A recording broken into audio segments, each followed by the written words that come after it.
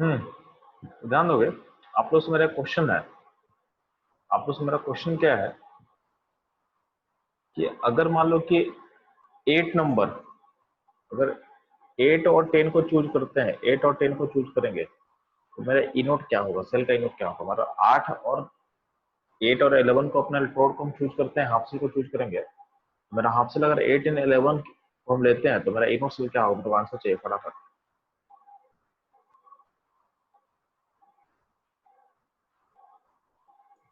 Sir calcium. हाँ हाँ, तो 8 और 11 चूज करने पर आपका इनोट सेल क्या होगा? इनोट सेल आपको निकालना है। ओके तो सेल बना रहे हो, 9 2 बाकी लोग कहाँ से बताओ।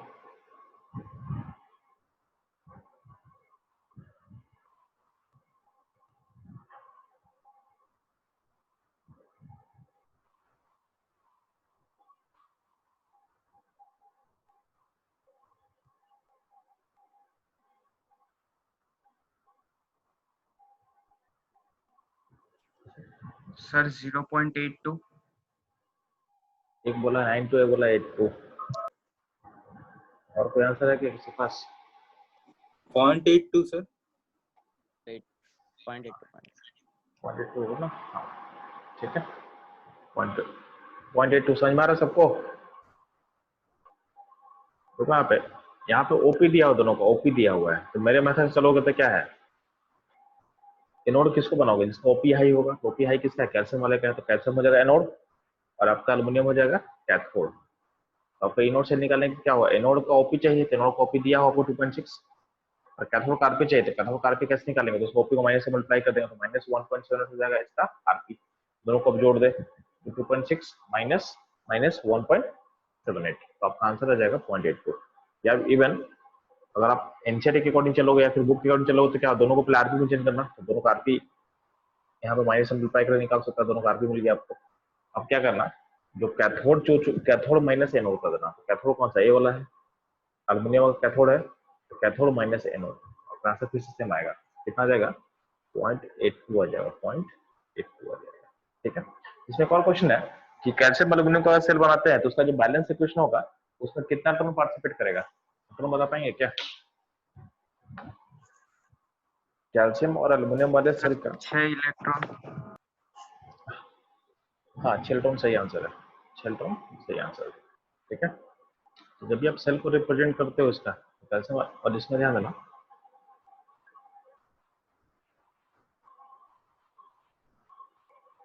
होगा क्या कि कैल्शियम का ऑक्सीडेशन होगा,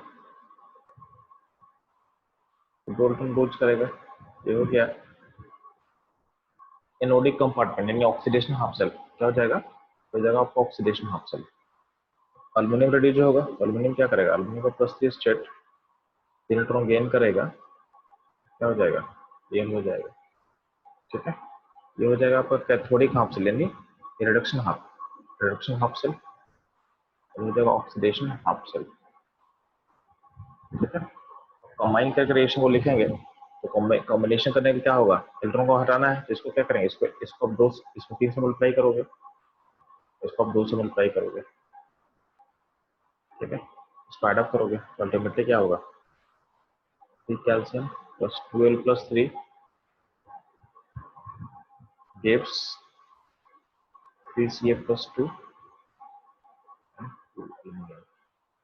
तो इस पूरे सेल, अब मेरा क्वेश्चन था कि इस पूरे सेल रिएक्शन में जो वैलेंस इक्वेशन है इसमें कितना इलेक्ट्रॉन इवॉल्व हो रहा है? कहीं कहीं देखो यहाँ पे कैल्शियम ऑक्सीडाइज हो रहा है, तो कैल्शियम में कितना हो रहा है? 3 कैल्शियम का ऑक्सीडेशन हो रहा है बैलेंस इक्वेशन में। बैलेंस इक्वेशन में 3 कैल्शियम का ऑक्सीडेशन होगा तो कितना इलेक्ट्रॉन लूज करेगा? तो 6 इलेक्ट्रॉन लूज करेगा आपका। और एल्युमिनियम में क्या, 2 एल्युमिनियम रिड्यूस हो रहा है, तो हर एल्युमिनियम में क्या होगा? 3 इलेक्ट्रॉन का गेन हो रहा है। ईच एंड एवरी एल्युमिनियम में 3 इलेक्ट्रॉन का गेन हो रहा है, तो टोटल गेन कितना है? टोटल गेन होगा आपके पास 6 इलेक्ट्रॉन का, तो लॉस गेन इक्वल हो रहा है। ठीक है,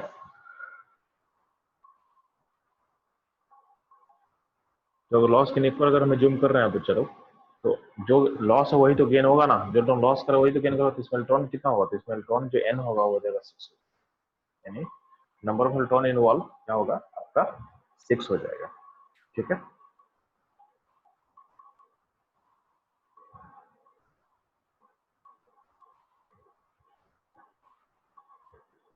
और ध्यान देना, तो आप लोग इसको निकालना सीख गए हो।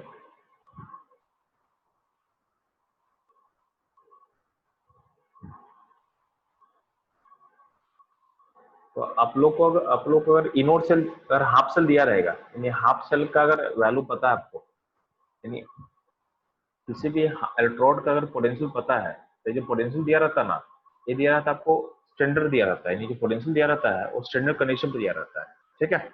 तो स्टैंडर्ड कंडीशन में जो पोटेंशियल होगा, यानी आपको ये इनोड सेल सबका दिया हुआ है, सारे हाफ सेल का इनोड दिया हुआ है, ठीक है। तो आपको दिया रहेगा तो आप इनोड सेल निकाल लोगे, यानी दो इलेक्ट्रोड जो बनने वाला है उसका इनोड सेल आप निकालना सीख गया, ठीक है। तो इनोड सेल की बात करते हैं तो इनोड सेल किस कंडीशन में होता है, तो ये होता है आपका स्टैंडर्ड कंडीशंस का होता है। क्या होता है? स्टैंडर्ड कंडीशन का होता है। तो आपको स्टैंडर्ड कंडीशंस का इनोड्स निकालने का तरीका समझना गया है, ठीक है। अब होता क्या है कि अगर कंडीशन स्टैंडर्ड नहीं होगा तो क्या होगा, कंडीशन स्टैंडर्ड नहीं होगा तो आप सेल का ईएमएफ कैसे निकालोगे, ठीक है। स्टैंडर्ड कंडीशन पे आप सेल का जो ईएमएफ होता है उसको बोलते हैं ई नोट ऑफ द सेल। क्या बोलते हैं? ई नोट ऑफ द सेल होता है। उसको निकालने के लिए आपको बहुत सिंपल तरीके से समझा चुके हैं कि अगर आपको इलेक्ट्रोड का पोटेंशियल पता है किस कंडीशन पे, स्टैंडर्ड कंडीशन पे, तो उसको यूज करके आप ई नोट सेल निकाल सकते हैं, ठीक है। अब मेरा पॉइंट है कि अगर कंडीशन स्टैंडर्ड नहीं होगा तो कैसे निकालते हैं किसी भी सेल का पोटेंशियल, ठीक है। तो how to calculate when condition E node of the cell when conditions are not standard, ठीक है।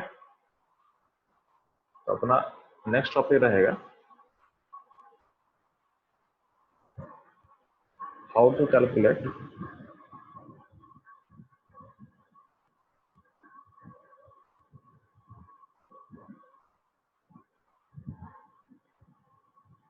ई सेल। ई सेल बोलने का मतलब यहाँ पे नोट वर्ड यूज नहीं किया है, ठीक है। तो how to calculate E cell, ठीक है। ई सेल का मतलब बोलने का बात करते हैं तो when conditions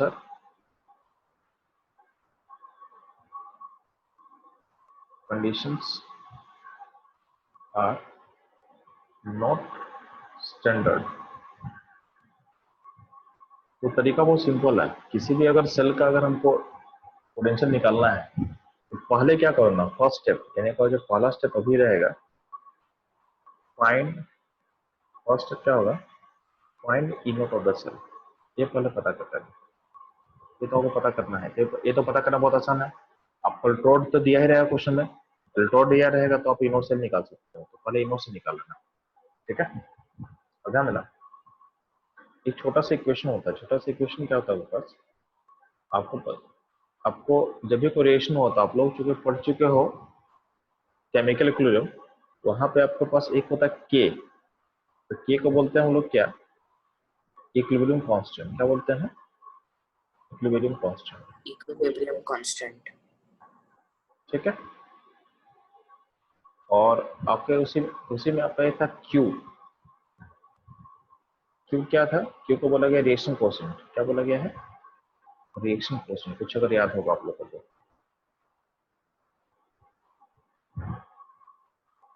ठीक है। के क्या इक्विलिब्रियम कांस्टेंट है, क्यू क्या है, रिएक्शन कोएफिशिएंट है। तो यहाँ पे एक रिलेशन ड्राइव किया गया था, डेल्टा जी मतलब गिव्स एनर्जी का चेंज ऑफ एनी रिएक्शन। अगर आपके पास हम रिएक्शन मान लेते हैं आर से पी, तो आर से पी एक रिएक्शन है जो इक्विलिब्रियम पे है, तो इस रिएक्शन का जो डेल्टा जी होगा इक्वल टू क्या होगा, डेल्टा जी नॉट। क्या होगा? Delta G not. मतलब डेल्टा जी मतलब किसी भी कंडीशन पे गिव्स एनर्जी का चेंज, और डेल्टा जी नॉट क्या होता है? डेल्टा जी नॉट होता है एट स्टैंडर्ड कंडीशन, यानी जब कंडीशन स्टैंडर्ड होगा तो कितना चेंज में क्या वैल्यू होगा, ठीक है। और प्लस होगा R T lawn Q, Q यहाँ पे क्या है, क्यू रिएक्शन कोएफिशिएंट है, तो एक रिलेशन होता है। अब आपको पता है कि डेल्टा जी के बदले क्या पुट कर सकते हैं, तो डेल्टा जी के बदले पुट कर सकते हैं माइनस एन एफ ई। यहाँ पे एन क्या है, तो एन है कितना टोन रिवॉल्व सिस्टम है, एफ क्या फैराडे कांस्टेंट, और ई क्या है, ई है उस कंडीशन पे सेल का पोटेंशियल, उस कंडीशन पे सेल का पोटेंशियल। डेल्टा जी नोट के बदले क्या पुट कर सकता है, minus n F E naught मतलब स्टैंडर्ड कंडीशन पे सेल का पोटेंशियल कितना होगा, ये हो गया। और आरटी लॉन क्यू आपके पास हो चुके हैं, आरटी लॉन। अब क्या होगा, इस ई को निकालना है तो यहाँ पे एनएफ से डिवाइड कर दे राइट साइड में, तो यहाँ पे क्या ई नोट हो जाएगा, और यहाँ पर रिलेशन क्या निकल जाएगा, R T by n F हो जाएगा, R T by n F. और यहाँ पे क्या हो जाएगा, यहाँ पर लॉन क्यू हो जाएगा। लॉन क्यू क्या है, रिएक्शन कोएफिशिएंट है, क्यू क्या है, रिएक्शन कोएफिशिएंट है। अब आपको पता है कि आर क्या होता है, आर क्या कांस्टेंट होता है, ठीक है। तो अगर ध्यान दें, आपका टेम्परेचर को लेना इसमें जनरली हम लोग स्टडी करते हैं 298 केल्विन पे, जनरली स्टडी करते हैं, हमारा स्टडी होता है 298 केल्विन। टेम्परेचर को पुट कर दो 298 केल्विन, आर को पुट कर दोगे, आर को पुट कर दो 8.314, ठीक है। एफ का वैल्यू कितना होता है 96500, 96500 किलो, इस वैल्यू को पुट कर दो। लॉन को लॉ में चेंज कर दो, लॉन को लॉ में कैसे चेंज करोगे, तो लॉन 2.303 से मल्टीप्लाई कर देना, तो आप लॉन क्यू है, लॉन क्यू को लिख सकते हो 2.303 लॉग क्यू। इतना लिखने के बाद क्या होगा, ये पूरा का पूरा जो इक्वेशन है ना, ये पूरा का पूरा इक्वेशन चेंज हो जाएगा। तो आपको मैं दिखा रहा हूँ, इसको यहाँ समझा रहा हूँ, तो पूरा इक्वेशन लिख सकते हो आप, E equal to E naught minus 0.059 by n. N मतलब उस प्रोसेस मैन्यूस रेशियो में कितना टोन इवॉल्व हो रहा है, लॉग क्यू। ऐसा आप सोच सकते हो, इक्वेशन ऐसा बन जाएगा। यानी ये आपका जो इक्वेशन है इस फॉर्म में उसको आप लिख सकते हो। तो यहाँ पे देखोगे ई नोट क्या है, ई नोट है पोटेंशियल स्टैंडर्ड कंडीशन पे, यानी जब कंडीशन स्टैंडर्ड होगा उस पॉइंट पे आपका सेल का पोटेंशियल क्या होगा। यहाँ पे ई क्या है, ई है आपका, ई क्या है कि जब कंडीशन कुछ और हो, स्टैंडर्ड से अलावा हो, तो उस टाइम पोटेंशियल क्या होगा, ठीक है। तो यहाँ पे कहीं ना कहीं स्टैंडर्ड कंडीशन का पोटेंशियल और जब कंडीशन स्टैंडर्ड ना हो उसमें लिंकेज दिखाया गया है, लिंकेज दिखाया गया है। और इस इक्वेशन जो है ड्राइव किया, इसको बोला गया नॉर्स इक्वेशन। क्या बोला गया है, नॉर्स इक्वेशन। नॉर्स इक्वेशन यानी नॉर्स इक्वेशन का जो हम बात करते हैं ना, यानी जब भी हमको निकालना होगा ई सेल यानी किसी और कंडीशन पे, तो हम लोग को यूज क्या करना पड़ेगा, नॉर्स इक्वेशन। नॉर्स इक्वेशन जो मैं नीचे ड्राइव किया हूँ, ठीक है। तो यहाँ पे कहीं नहीं कि ऐसा कुछ है, इसमें कोई दिक्कत है आप लोगों को, चलो ध्यान देना। वही चीज यहाँ पे ड्राइव किया हुआ है, वही ड्राइवेशन करके यहाँ पे समझाया हुआ है, ठीक है। यहाँ पे बेसिकली अब क्या होता है, ध्यान देना, अगर तो ये आपका नॉर्स इक्वेशन यहाँ पे ड्राइव हो चुका है, यहाँ पे जो मैं बताया था जैसे अभी, ठीक है। और इसमें एक और कंडीशन है रखना कि अगर अगर अगर आपका प्रोसेस यानी आपका रिएक्शन अगर इक्विलिब्रियम पे है, अगर आपका रिएक्शन इक्विलिब्रियम पे है, अगर रिएक्शन अगर इक्विलिब्रियम पे होगा, तो इक्विलिब्रियम पॉइंट पे डेल्टा जी का वैल्यू 0 होता है। डेल्टा जी नोट का नहीं होता है, डेल्टा जी का होता है। डेल्टा जी नोट एक कांस्टेंट क्वांटिटी होता है। डेल्टा जी नोट का मतलब होता है, डेल्टा जी नोट का मतलब होता है कि जब आपका कंडीशन स्टैंडर्ड होगा तो क्या होगा, तो डेल्टा जी नोट का वैल्यू एक फिक्स होगा, यानी आपका जब कंडीशन जब फिक्स हो गया तो वैल्यू भी क्या होगा, फिक्स होगा। बट अगर रिएक्शन इक्विलिब्रियम पे होगा, रिएक्शन अगर इक्विलिब्रियम पे होगा, तो उस पॉइंट पे डेल्टा जी का वैल्यू 0 होता है, डेल्टा जी का वैल्यू 0 होता है। और आपको पता है कि डेल्टा जी इक्वल टू क्या होगा, माइनस एन एफ ई। अगर हम डेल्टा जी को 0 बोल रहे हैं, तो यहाँ पे तो एन तो पॉजिटिव है और एफ भी पॉजिटिव है, दोनों कांस्टेंट है किसी रिएक्शन के लिए। देखो एफ तो कांस्टेंट है, फैराडे कांस्टेंट, और जब कोई रिएक्शन का बात कर रहे हैं तो किसी भी रिएक्शन के लिए क्या होगा, नंबर ऑफ जो इलेक्ट्रॉन का लॉस अगेन होगा, क्या होगा, भी कांस्टेंट होगा, ठीक है। एन भी पॉजिटिव क्वांटिटी है, ए भी पॉजिटिव क्वांटिटी है। तो डेल्टा जी अगर 0 होगा, इसका मतलब क्या है, आपका ई जो ई है, ई यानी सेल का जो ईएफ है वो भी क्या होगा, 0 होगा। तो एट इक्विलिब्रियम पे क्या होगा, आपका जो सेल का ईएफ होगा वो क्या हो, 0 हो जाएगा, ठीक है। और इक्विलिब्रियम पॉइंट पे क्या होगा, आपका जो रिएक्शन कोएफिशिएंट Q है वो K के बराबर हो जाएगा। तो Q क्या होगा, K के बराबर हो जाएगा, यानी Q बिकम्स K। तो अगर इस सारे को अप्लाई कर देंगे तो आपका जो आपका जो नॉर्स इक्वेशन है, नॉर्स इक्वेशन इक्विलिब्रियम पे ऐसा हो जाएगा। तो आपका जो नॉर्स इक्वेशन है नॉइस इक्वेशन एट इक्विलिब्रियम पे क्या हो जाएगा, इस तरह का चीज हो जाएगा। ई नॉट इक्वल टू क्या हो जाएगा, ई नॉट इक्वल टू 0.059। अच्छा उस ऊपर वाला फॉर्मूला थोड़ा मिस्टेक था, यहाँ पे 0.059 होगा, 0.059 ये आपका सही वैल्यू दिया हुआ है। ठीक है, तो अल्टीमेटली क्या होगा, ई नॉट इक्वल टू क्या होगा 0.059 बाई एन लॉग के हो जाएगा। तो क्यू के बदले हम के रिप्लेस कर दिए।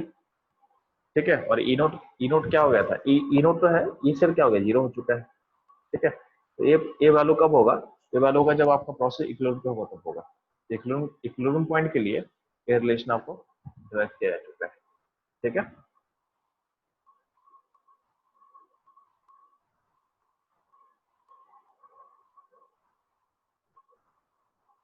यहाँ पे आपका नॉइस इक्वेशन है, ई इक्वल टू क्या होगा, E naught minus 0.059 by N log Q, log Q. ठीक है, तो आपको क्यू निकालना आना चाहिए, आप लोगों को क्यू और के निकालने आना चाहिए। ठीक है,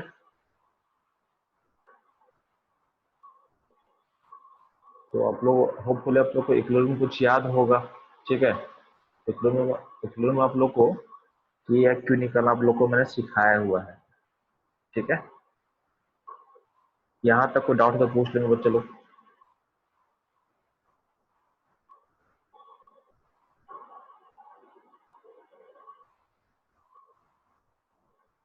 यहाँ पे कोई डाउट है, थोड़ा सा आसान करने के लिए, हाँ सर। है ना, थोड़ा सा आसान करने की इच्छा से मैं आपको समझा तो कि आप लोग के या क्यू कैसे लिखते हो, ध्यान देना। तो आप लोग इक्विलिब्रियम में पढ़े हो, ठीक है, कि जब भी कोई रिवर्सल रिएक्शन होता है तो उसके लिए हम लोग के या क्यू लिख सकते हैं, के या क्यू लिख सकते हैं। तो अगर मान लो इस तरह का कोई रिएक्शन होगा, इस तरह का कोई रिएक्शन होगा, तो उसके लिए के इक्विलिब्रियम कैसे लिखोगे, ऐसे लिखोगे। ठीक है, यानी जो कॉन्सेंट्रेशन है उसके पावर में क्या होगा, उसके पावर में उसका कोएफिशिएंट लिख देंगे, पावर में उसका कोएफिशिएंट लिख देंगे। ठीक है, सिमिलरली तो अब ध्यान देना, जो आपका अगर इसमें अगर बात करते हैं इसका क्यू क्या होगा, क्यू भी सेम ही होता है, मतलब जो के का एक्सप्रेशन है वो एक्सप्रेशन क्यू के लिए होगा। तो हम बोलेंगे इस रिलेशन का क्यू कैसे लिखेंगे, तो क्यू के लिए एक्सप्रेशन वही कर देना। तो क्यू के लिए एक्सप्रेशन क्या होगा, इसी का जो कॉन्सेंट्रेशन है उसका पावर उसका कोएफिशिएंट, डी का कॉन्सेंट्रेशन पावर उसका कोएफिशिएंट डिवाइडेड बाय रिएक्टेंट यानी ए का कॉन्सेंट्रेशन पावर उसका कोएफिशिएंट और बी का। बस यहाँ पे ट्विस्ट क्या होता है कि इक्विलिब्रियम वाले पॉइंट पे सारा वैल्यू क्या होता है, जो भी कॉन्सेंट्रेशन कहाँ का होता है, इक्विलिब्रियम का होता है। और अगर क्यू का हम बात कर रहे हैं,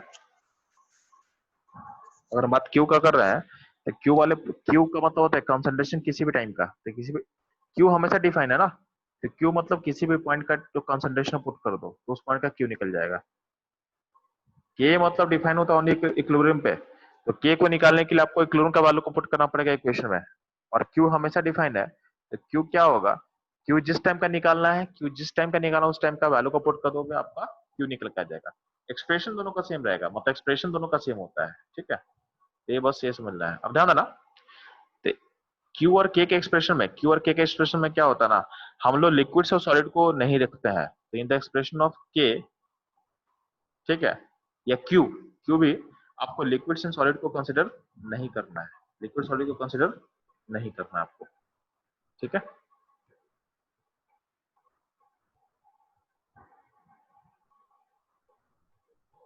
तो लिक्विड सॉलिड रहेगा तो उसको यहाँ पे यूज नहीं करना। जैसे एग्जांपल देख, इस रिलेशन का बात कर रहे हैं, इस रिलेशन में देखो ए सॉलिड है और सी भी सॉलिड है, और देखना ई क्या है, लिक्विड है। देखना आपके एक्सप्रेशन में जो एक्सप्रेशन निकाले हैं के का, उसमें देखोगे उसमें आपका डी और बी बस है, यानी सी ई और ए को नहीं लिया गया है। तो अगर इसका क्यू का लिखेंगे तो क्यू भी क्या होगा, क्यू भी क्या होगा आपका डी का कॉन्सेंट्रेशन बाई बाई बी का कॉन्सेंट्रेशन, यही रहेगा। यानी आपको लिक्विड एंड सॉलिड को नहीं लेना है क्यू के एक्सप्रेशन में भी या फिर के एक्सप्रेशन में भी। ठीक है, तो जब भी इक्विलिब्रियम लिखते हैं तो उसमें सॉलिड लिक्विड को कंसिडर नहीं करते हैं, तो ये आप लोग को पता है। ठीक है, तो बस मैं रिपीट कर रहा था आपके लिए।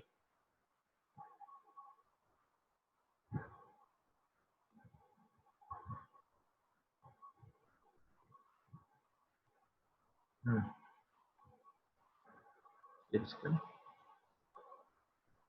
तो यहाँ भी वही समझाया गया है इस नोट्स में भी आपको।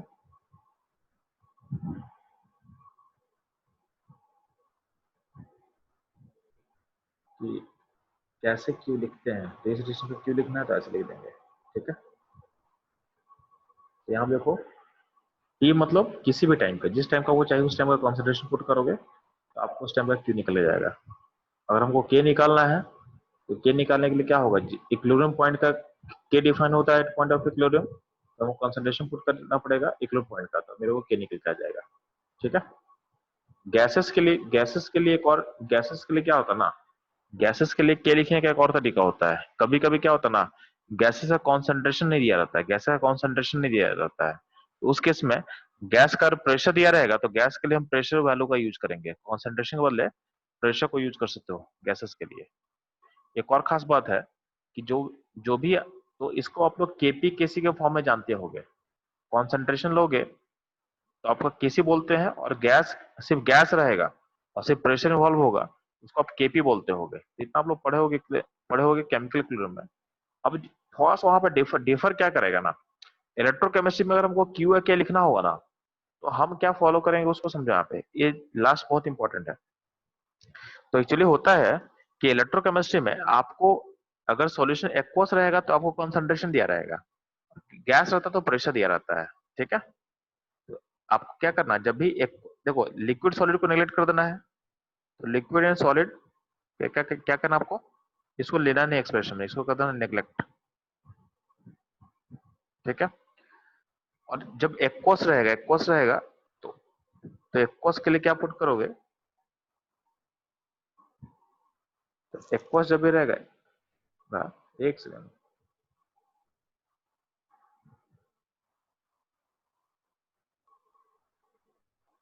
हाँ फिर से मैं बोल रहा हूँ, लिक्विड सॉलिड रहेगा अगर कोई भी, उसको क्या करना, आपको नेग्लेक्ट कर देना है, उसको आपको एक्सप्रेशन में नहीं लेना है।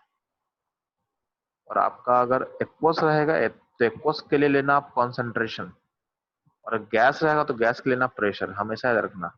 इलेक्ट्रोकेमिस्ट्री में जब भी आपको क्यू लिखना हो या के लिखना हो तो उसके लिए इसको फॉलो करना आप। जैसे ऊपर इस एक्सप्रेशन में देखोगे, यहाँ पे देखोगे, यहाँ पे बी एक्वस है, सी गैस है, डी गैस है और ई एक्वस है। तो इसका अगर हमको क्यू लिखना है ना, तो क्यू लिखेंगे, तो क्यू लिखने पे क्या होगा, डी गैस है तो डी का प्रेशर चाहिए हमको, पी डी का पावर 4 होगा, इनटू ई है, ई एक्वस है तो ई का कंसंट्रेशन चाहिए होगा, तो ई का कंसंट्रेशन का पावर 2 डिवाइडेड बाय बी है एक्वस, तो बी का कंसंट्रेशन 2, और सी है गैस, तो सी गैस है तो क्या होगा, सी का पावर, सॉरी सी गैस है तो सी के लिए क्या यूज करेंगे, सी के लिए यूज करेंगे हम लोग प्रेशर यूज करेंगे।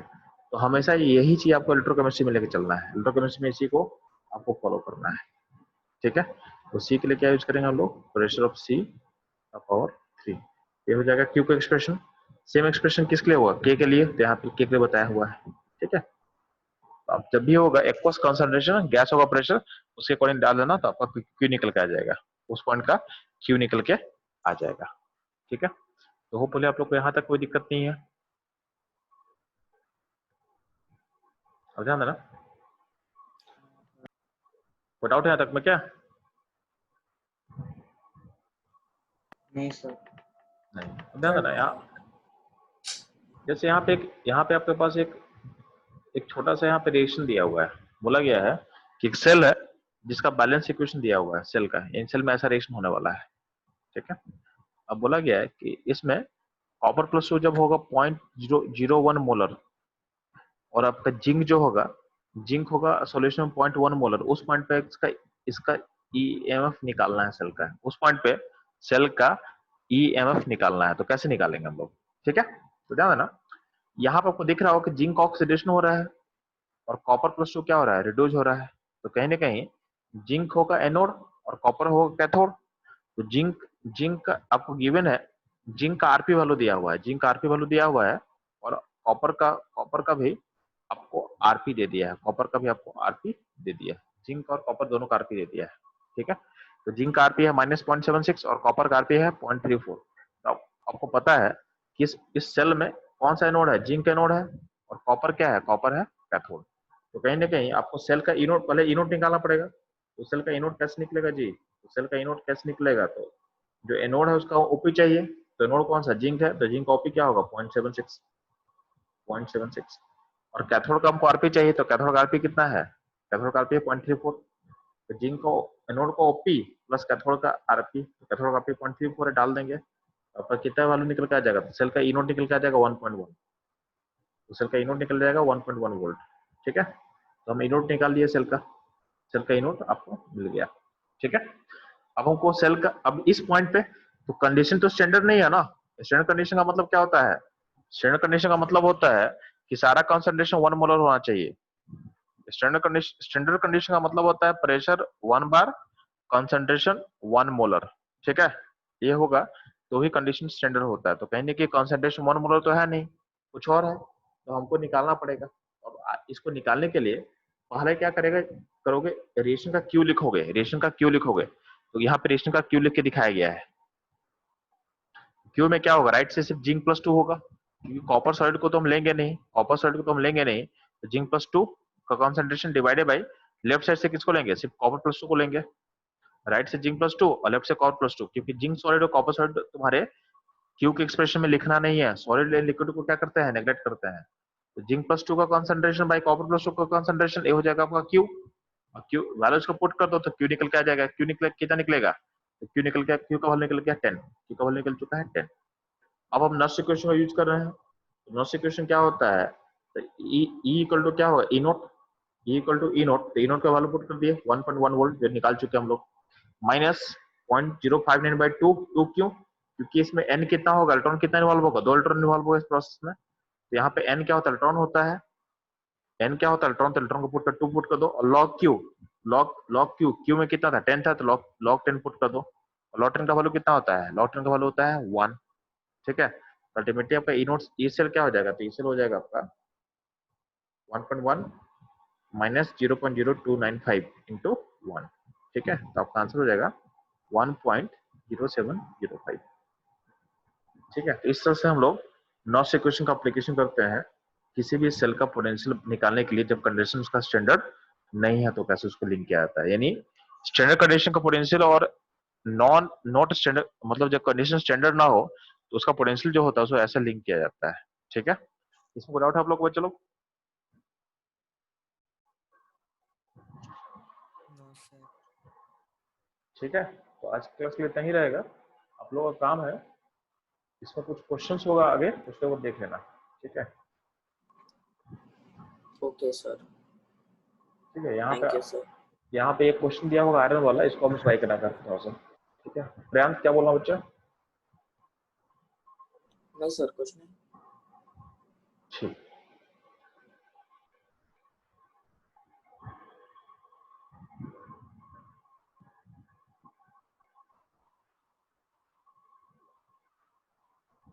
Thank you sir.